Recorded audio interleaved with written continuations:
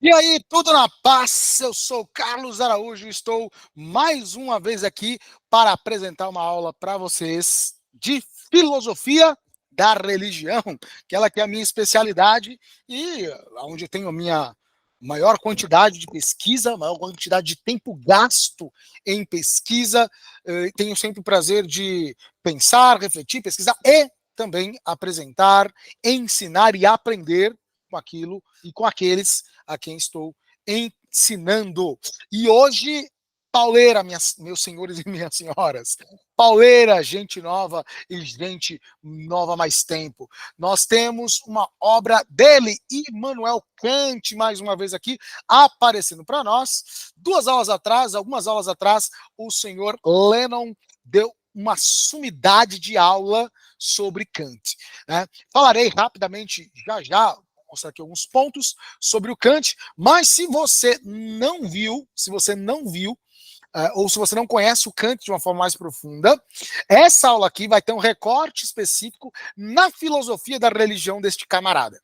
Ah, Carlos, mas eu quero conhecer um pouquinho mais o Kant. Para te ajudar, para você ser ajudado, já que a gente está falando de religião aqui, São Lennon, ele vai ouvir isso aí, São Lennon, ele fez o favor, a graça, ele te agraciou com uma aula perfeita sobre Kant, falando da perspectiva mais ética, mas ele faz uma introdução e ele explica Kant ali de uma maneira perfeita. Você vai ver que, para você entender melhor essa aula que eu vou te dar, você precisa, de fato, da aula do Sr. Lennon.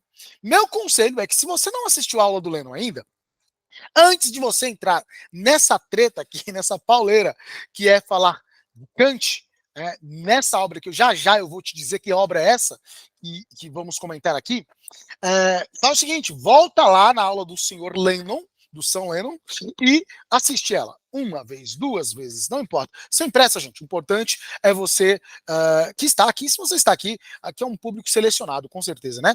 É só gente que deseja conhecer o saber filosófico com qualidade, com responsabilidade, né, com critério, vem para cá. Então, se você é dessas pessoas, e você porque você está aqui, você não está se preocupando tanto com a questão do tempo, mas está se preocupando com a questão de realmente buscar o conhecimento de uma forma adequada. Então, volta lá, tá bom? Se você já foi lá, assistiu, e já está entendendo um pouquinho mais, né? Já sabe mais ou menos quem é o Kant, então vem comigo, porque hoje nós vamos falar de um assunto interessantíssimo, né? Kant, razão, religião e seus limites. Comigo, Carlos Araújo, o empolgadão. O Luca, recentemente nas nossas conversas, né, falou que eu sou o empolgado da turma. E é verdade, né?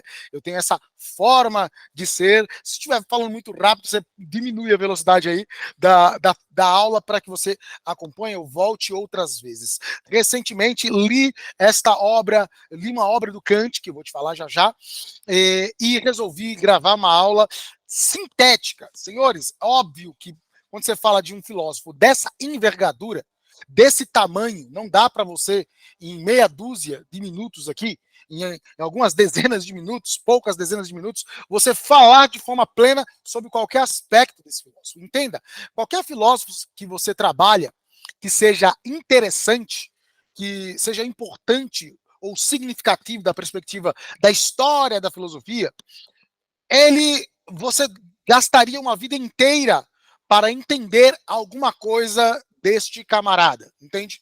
Você consegue compreender isso? Então não adianta tu achar que uma aula sintética te dará toda a visão aprofundada. Não tem como. É claro que existe uma profundidade e uma qualidade que cada um de nós que damos aula aqui neste canal, de fato, nós tensionamos e agimos dessa maneira, proposital e também com muito esforço, com muita pesquisa, etc, etc. Mas eu vou apresentar para você algo da obra aqui. É uma obra muito complexa, é uma obra muito complicada, e nessa aula falarei, então, sobre o senhor Immanuel Kant, com a razão, a religião e os seus limites. O título por si só já é provocativo, e eu quero aqui iniciar com você. Deixa eu dar uma diminuída aqui, tá bom? para você ver o percurso. Percurso, quase não sai aqui. O meu percurso, tá difícil hoje a dicção. O percurso que nós vamos percorrer é o seguinte. Eu vou falar primeiro sobre a relação entre... Primeiro, na verdade, eu vou introduzir com a religião nos limites da simples razão. Falar, essa é a obra que li e vou descrever para você aqui, ok? Vamos buscar entender essa obra espetacular do senhor Immanuel Kant, e complexa demais. E para isso, vamos percorrer alguns caminhos aqui. Primeiro, a relação entre religião e moral. Depois, a primazia da lei sobre as igrejas. Repare que os títulos que eu dei já são meio que provocativos, porque o Kant vai trazer uma porrada de provocações nessa aula. Se você é mais religioso, não se ofenda, o Kant também era religioso, né?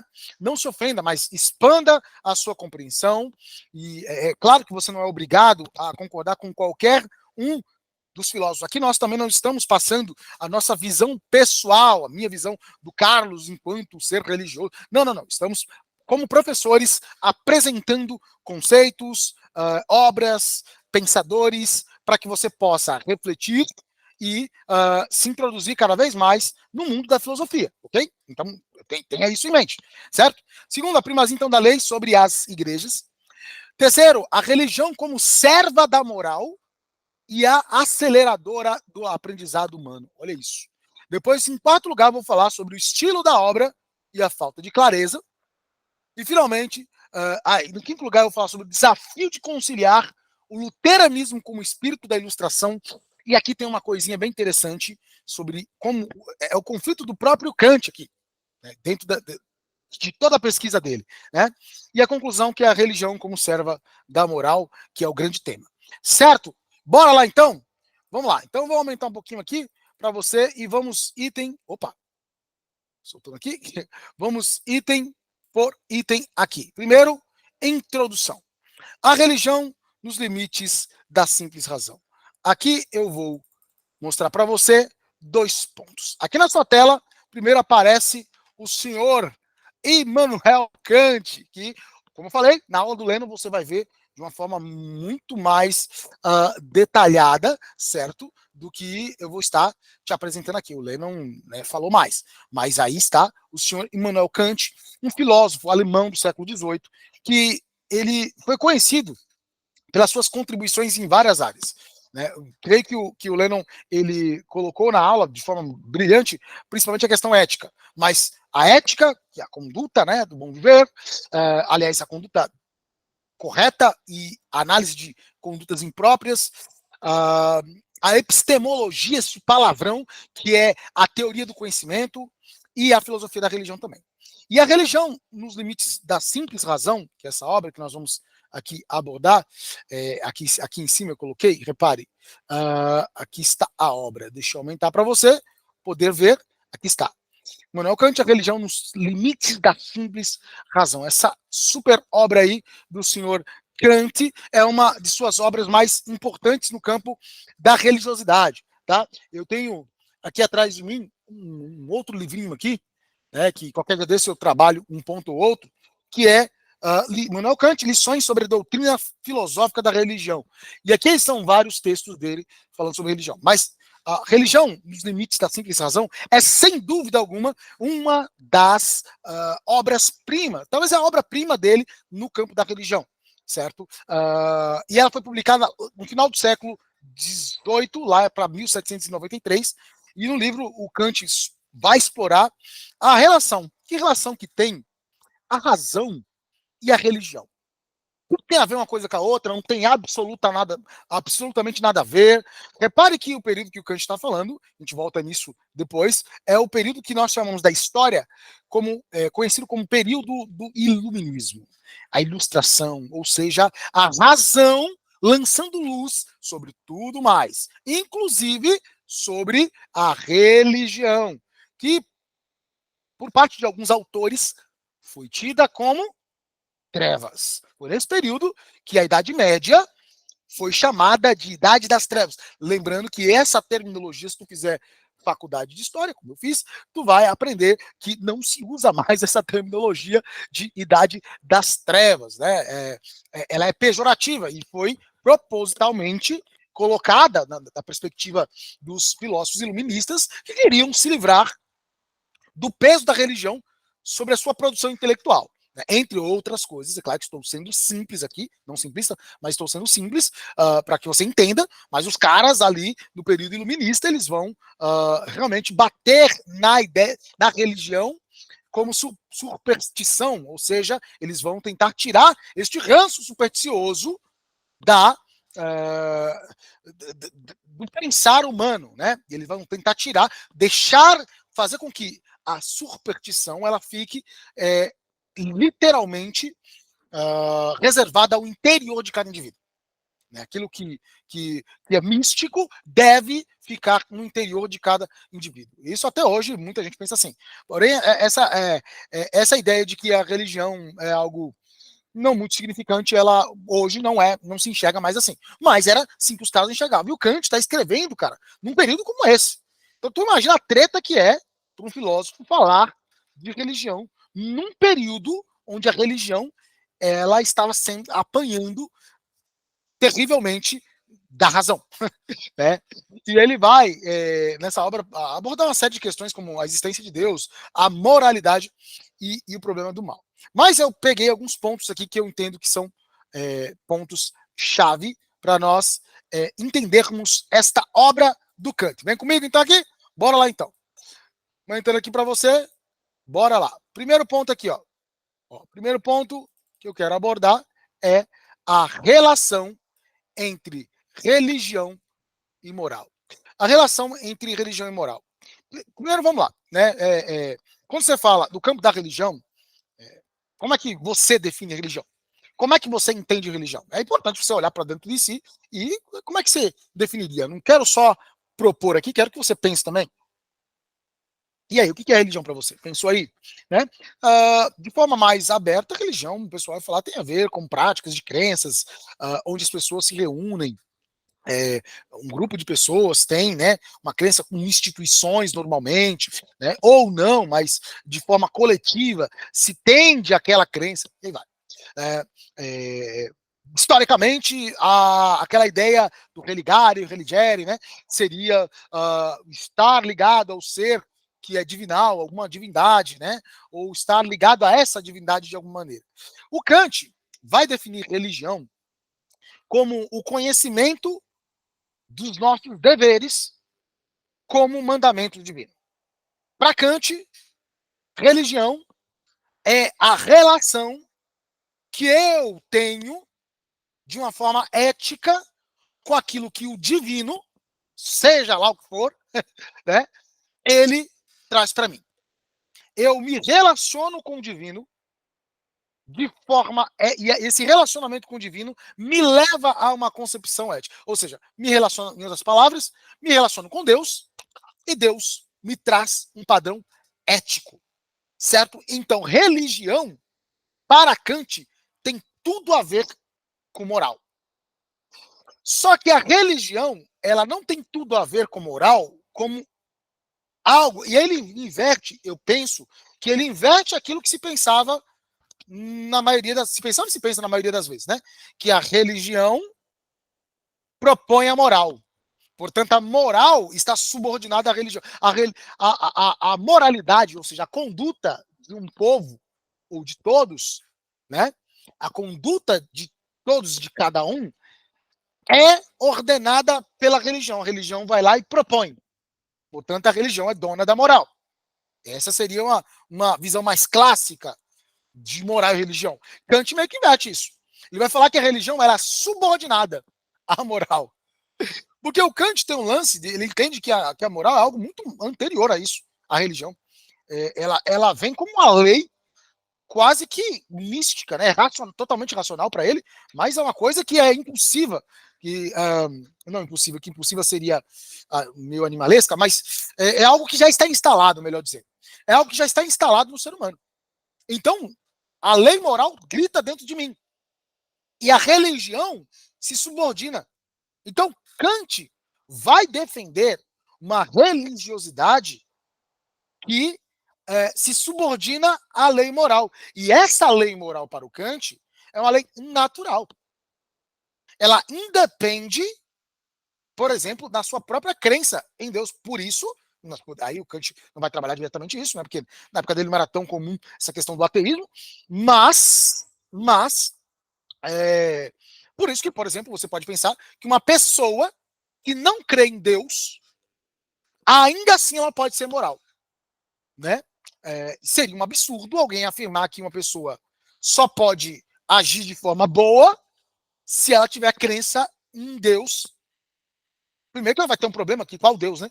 Em um Deus específico, portanto, ou em um panteão de deuses específicos. Né? Qual Deus?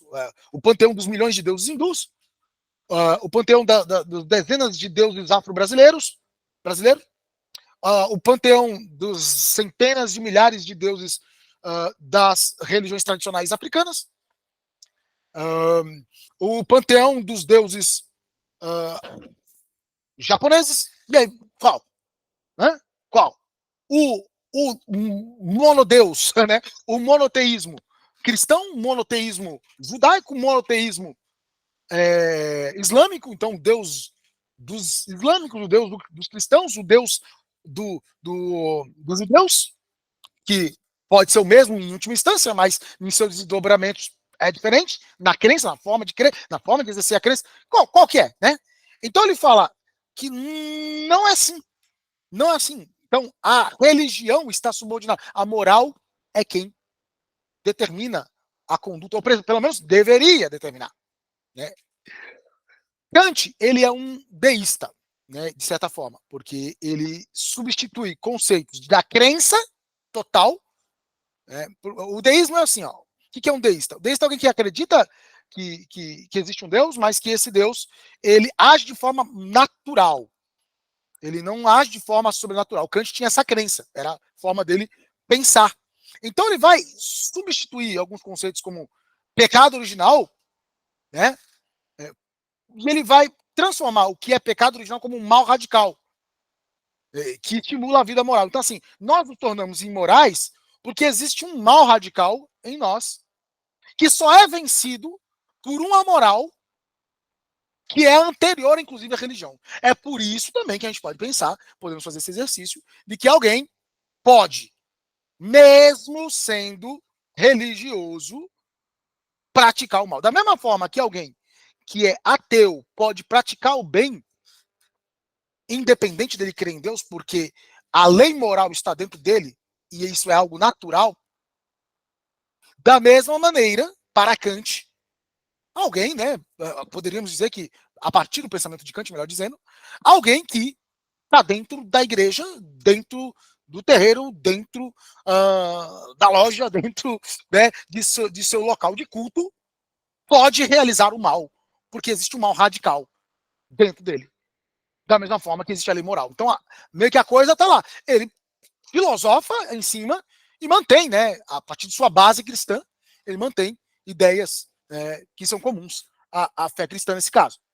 Segundo ponto que nós vamos trabalhar aqui é o ponto da primazia da lei moral sobre as igrejas. Bem, aí já tá, carta marcada, né? Carimbado o negócio aqui. Se o Kant fala que a moral, ela subordina a religião, coloca a religião de joelhos, né? Quem manda é a moral. Então existe uma primazia da lei moral sobre as igrejas. Kant rejeita a autoridade das igrejas e ele vai defender que a razão não pode ser subjugada por nenhuma igreja, portanto, por nenhuma religião. Ele vai falar de igreja no contexto dele cristão, protestante. Mas, isso abarca a religiosidade como um todo.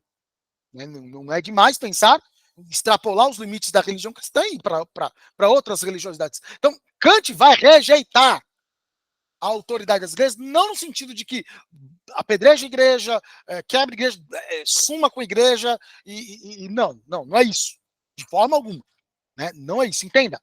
Kant está falando apenas que nenhuma igreja, expandindo o conceito, nenhuma religião pode subjugar a razão, pode superar a racionalidade. A razão tem uma autoridade acima da instituição.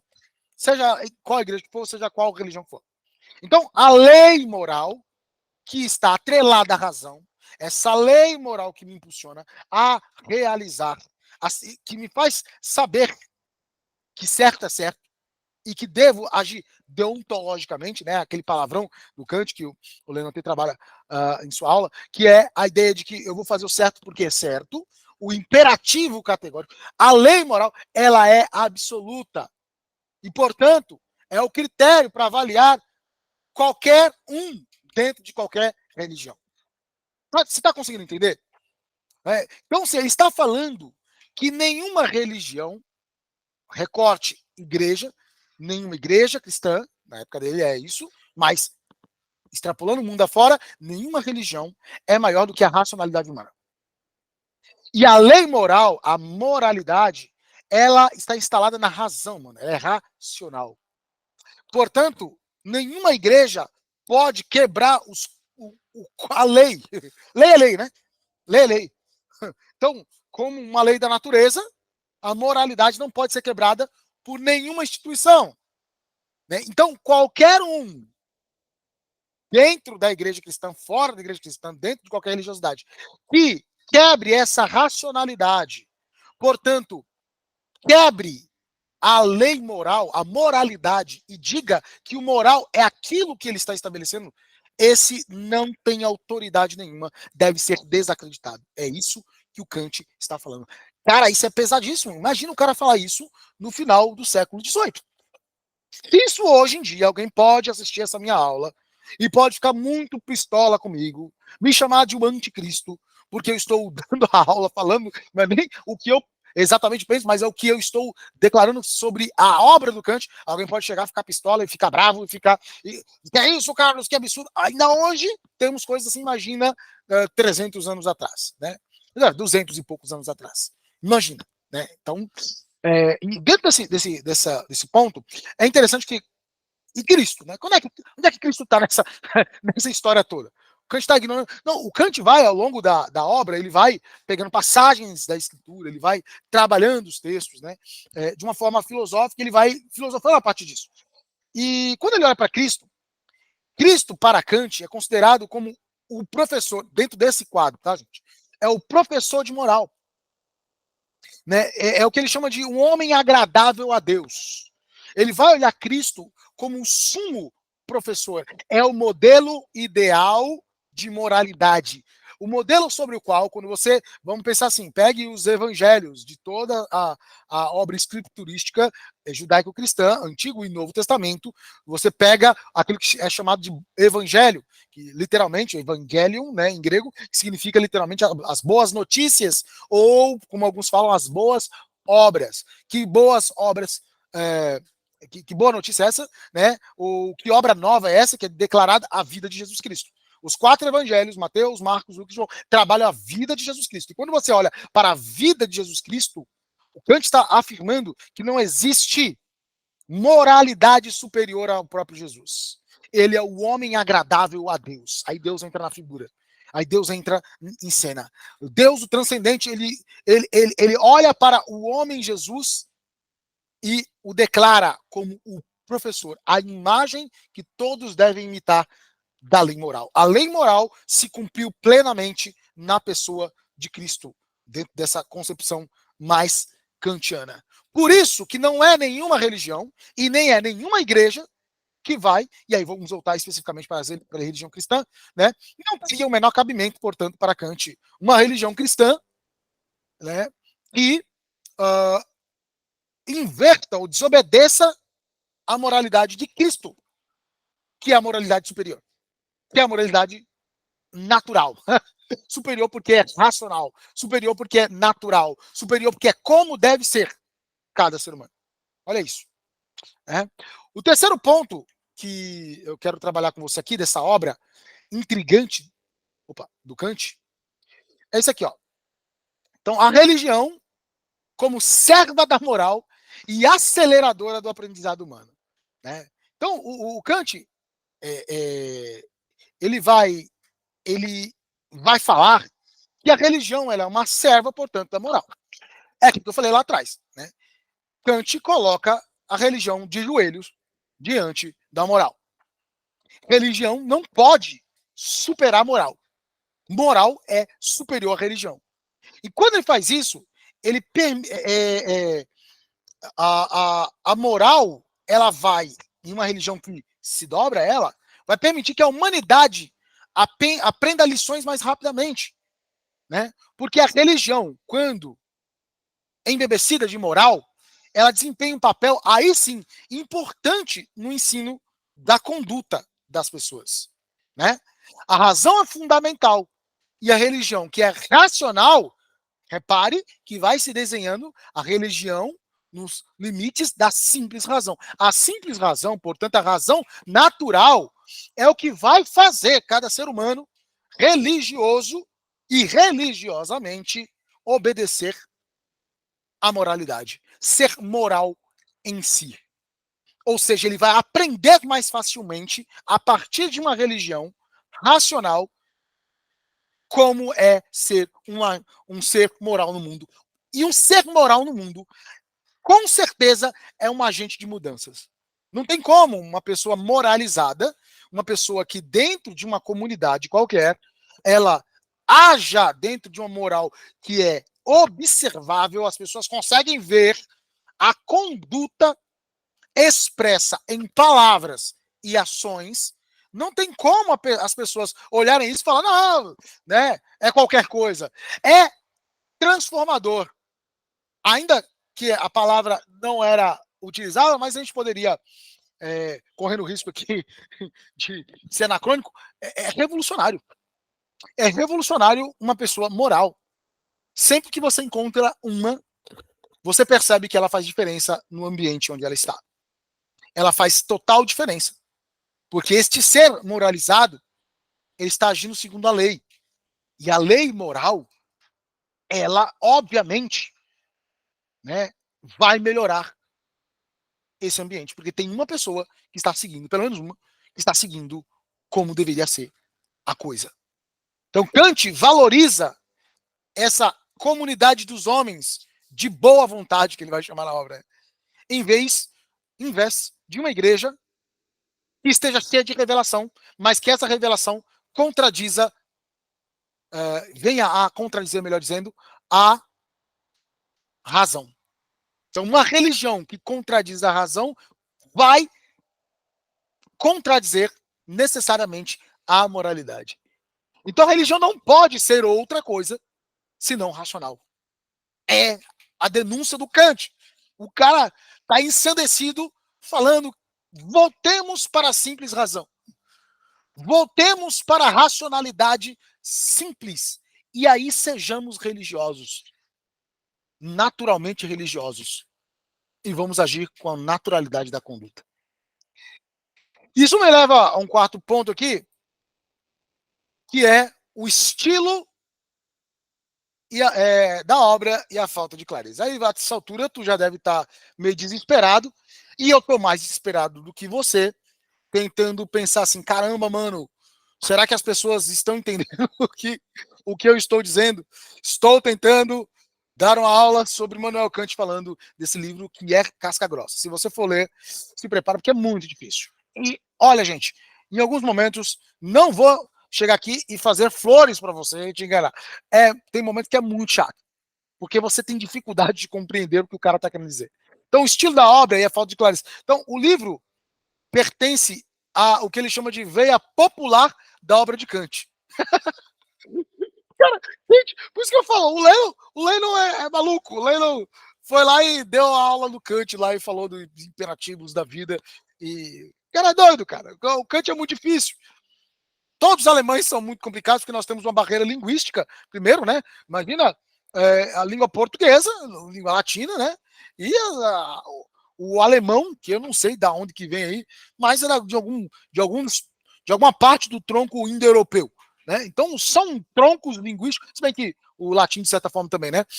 Mas nós viemos com a língua que vem do latim. Os caras vêm de outras bandas de lá da Europa. Então, existe uma barreira linguística, difícil, é complicado de entender. Eu lembro, uma vez eu estava lendo Leibniz, que é outro filósofo aí, outro dia, posso falar, também tem uma obra na questão da filosofia da religião interessante, outro dia eu falo dele, um livro dessa finurinha, cara, e teve um parágrafo que eu estava lendo do Leibniz, aqui uma pausa no Kant, tá? Estava lendo a obra e estava compenetrado no negócio ali, falando, caramba, mano, muito louco isso aqui, eu tô entendendo, daqui a pouco li um parágrafo, não tô entendendo nada. Não estou entendendo bulufas disso aqui, né? E aí tinha um asterisco em uma parte no meio do parágrafo que era incognoscível, que era incompreensível. E aí eu fui tentar entender o que era. E tinha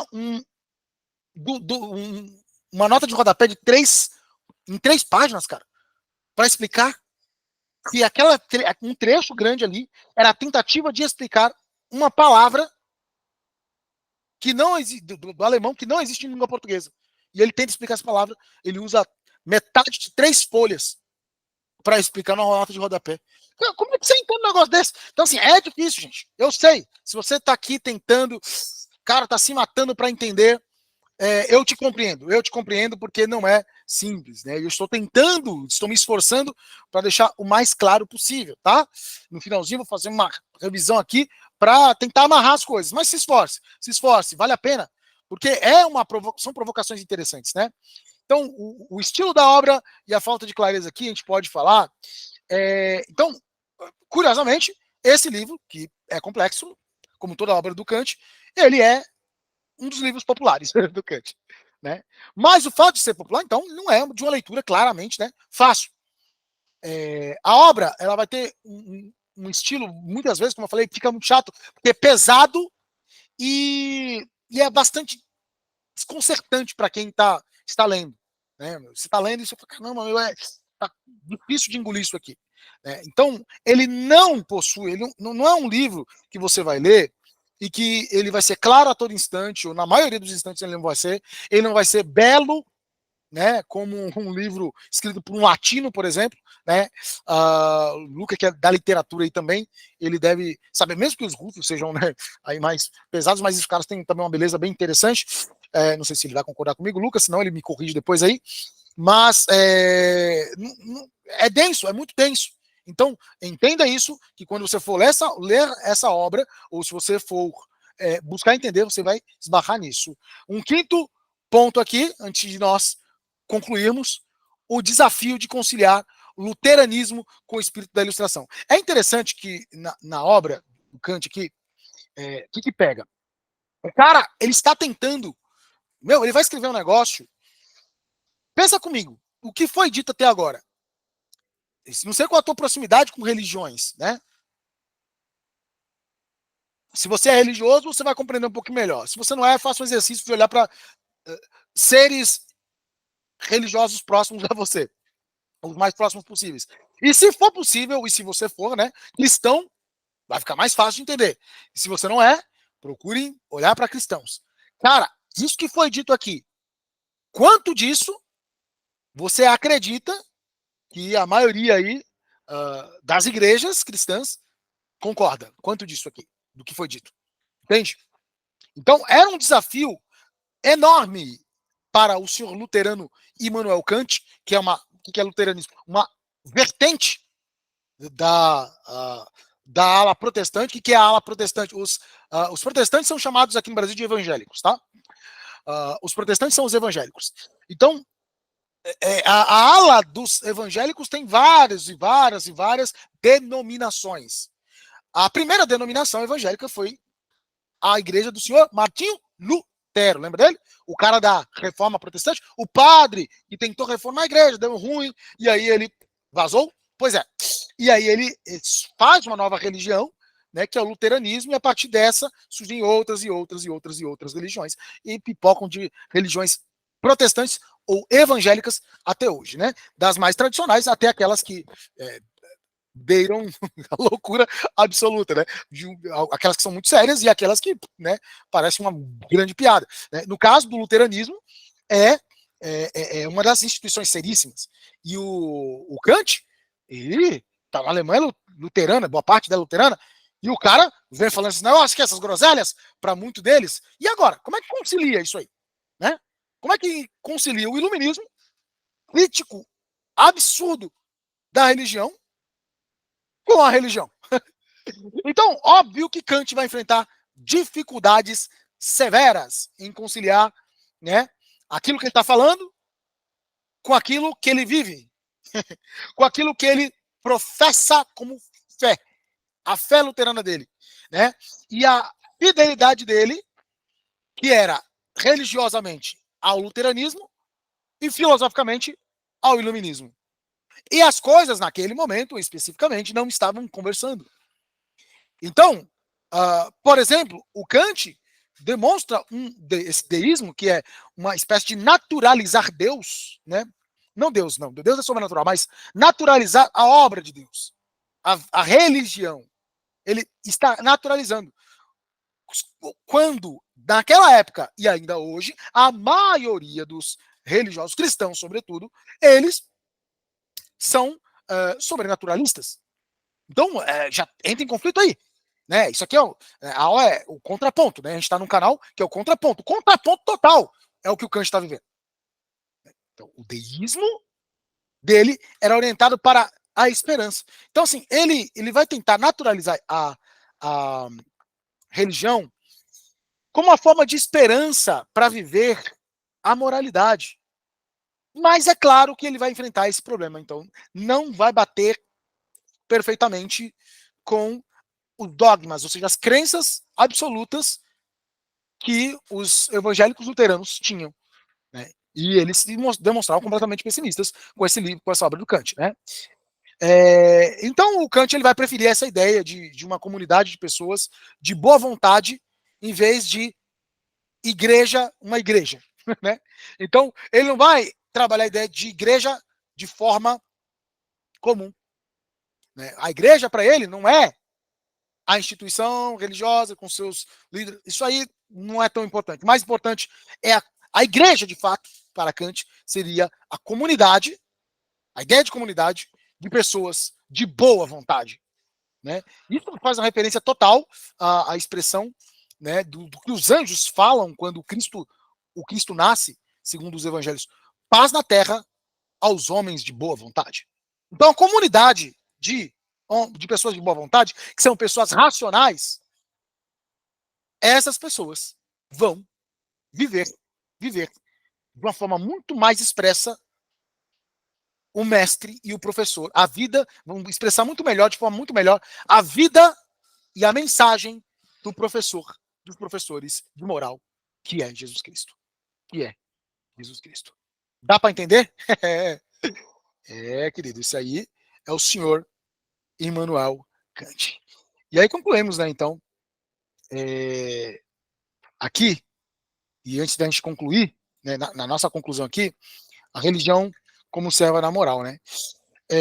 Essa obra, eu penso que para hoje, tem 3 pontos aqui que eu quero finalizar com você, para pensarmos em uma obra densa, pesada, crítica, né? Bem a cara do Kant, que fez uma filosofia crítica, né? Dá para entender, e tudo que ele tocava era de forma crítica mesmo. E nós temos 3 pontos aqui para pensar. Primeiro, a religião como base moral. Então, a ênfase do Kant, nós conseguimos aprender com essa obra e nessa aula, na relação entre religião e moral, para os dias de hoje, mostra que é importante fundamentar as nossas ações, né, aquilo que fazemos, em princípios que são éticos e universais. Para que não seja dada permissão para que cada um defina moralidades que muitas vezes são imorais como outros. Porque em um mundo diversificado e plural, compreender a moralidade como um elemento central da religião pode nos ajudar a promover o quê, por exemplo? A tolerância e o respeito uns com os outros. O Kant, a partir do Kant, dá uma boa discussão sobre princípios de tolerância, princípios de respeito. Porque eu só vou tolerar, e repare que tolerância não é aceitação, eu não preciso aceitar como verdade a tua crença, para tolerar. É justamente o contrário. Eu acho que eu já até disse isso na última aula, não lembro. Se não disse, digo agora. Se disse, digo de novo, né? A partir do Kant, nós temos esse paradigma. Se a religião tem como base a moralidade, a religião obedece à moralidade. E, portanto, a religião, mesmo que discorde, discordará tolerando, entendendo que o outro tem direito à crença diferente e contrária à minha, ao respeito. E quando eu tolero, e só tolero o que eu não concordo, eu respeito. E ao respeitar, se houver moralidade de lá, se houver racionalidade, se houver razão pura e simples, serei respeitado de volta. E aí poderemos ter diálogos racionais, inteligentes, filosóficos e também religiosos, morais. E aí você começa a declarar a falência das ofensas a partir da religião, dos assassinatos a partir da religião, dos preconceitos a partir da religião, e por aí vai. Né? O segundo ponto é o questionamento da autoridade institucional. É fantástico, numa época como a nossa, gente. E pensando no Kant como protestante, né? Principalmente, e olhando para um Brasil onde pessoas olham para a autoridade eclesiástica como se fosse o próprio Deus, né? Isso nem cristianismo é, isso estaria mais para as religiões chamadas pelo cristianismo mais tradicional de pagãs, como, por exemplo, a religião egípcia, onde o faraó era o representante dos deuses, como a religião dos imperadores gregos, perdão, romanos, né? Que isso foi alvo de perseguição dos cristãos, inclusive, que não adoravam o imperador como filhos dei, uma acusação que Cristo teve, disse que era filho de Deus e morreu por isso. Então, olha só, tipo, eram inquestionáveis, porque eram as figuras. Aí tem gente que olha para o seu líder religioso e acha que o cara é inquestionável, mano. Dá pra engolir isso. O Kant tá 200 anos falando e tem gente que não aprendeu ainda hoje. Então, quando ele rejeita a autoridade das igrejas, quando não são racionais e quando são imorais, nesse sentido, é óbvio que se tem uma comunidade de fé e tem alguém que cuida de mim e eu enxergo como figura de autoridade, devo respeitá-lo como tal, e não tem problema. E o Kant não tinha problema com isso. O problema era quando a irracionalidade vencia e a imoralidade vencia. Então Kant levanta questões importantes sobre o papel das instituições religiosas na sociedade. Elas têm uma responsabilidade. E quando não cumprem com tal, que é uma responsabilidade moral, devem ser ignoradas e combatidas. Né? Porque assim, quem quer a imoralidade no seu meio? Né? Então, discernimento a razão nos traz. Um discernimento crítico. Né? Um não aceitar cegamente qualquer posicionamento que seja irracional ou imoral. E a terceira e última parte dessa conclusão aqui é a religião como uma espécie de promotora do desenvolvimento da moral a partir disso, né? Então que a religião a partir dessa racionalidade, ela racional, ela sim vai ajudar a sociedade a se tornar uma sociedade que viva na dimensão da ética, da conduta para com o outro. Vamos pegar especificamente o cristianismo, que chama a sua divindade de amor, que diz assim, ó, Deus é amor. Então, a partir desse paradigma de amor, que só pode ser dentro de uma moralidade real, nossa, aí a vida fica muito mais, a religiosa fica muito mais interessante. Ela só pode ser vivida na dimensão ética do amor. Então, a religião, ela, quando ética, se torna uma religião que é uma religião do amor, porque o amor é ético, o amor real é ético, dentro da concepção kantiana, que é também dentro da concepção cristã, né? E é possível viver de maneira melhor. E eu sou conduzido assim por uma religião, a religião condutora da ética, entendeu? É como se a ética fosse um rio que flui. e a religião vai ser o duto, vai ser o canal, vai ser o encanamento que vai conduzir os caminhos de ética na vida de cada um. Deu para entender? Conseguiu entender? Espero que sim. Então, resumidamente, deixa eu diminuir esta bagacinha aqui. Resumidamente, meu lindo, minha linda, né? Esse esqueminha que eu fiz aqui para você trouxe para nós aqui hoje, né, que a religião nos limites da simples razão do Kant traz reflexões que eu entendo como fundamentais e assim, como eu disse, não é o meu ponto de vista aqui. Claro, eu estou trabalhando em cima do que o Kant fala, óbvio. Mas tenho minhas críticas. Você ouviu essa aula? Você assistiu essa aula? Tem as suas críticas também. Não é religião aqui. É filosofia da religião. Para você ouvir e desenvolver um pensamento crítico a partir do que se pode pensar dessa dimensão inescapável do ser humano, que é a religião. Já disse isso. A religiosidade, independente se é crer ou não em divindades, ela é uma dimensão inescapável do ser humano. O ser humano é religioso.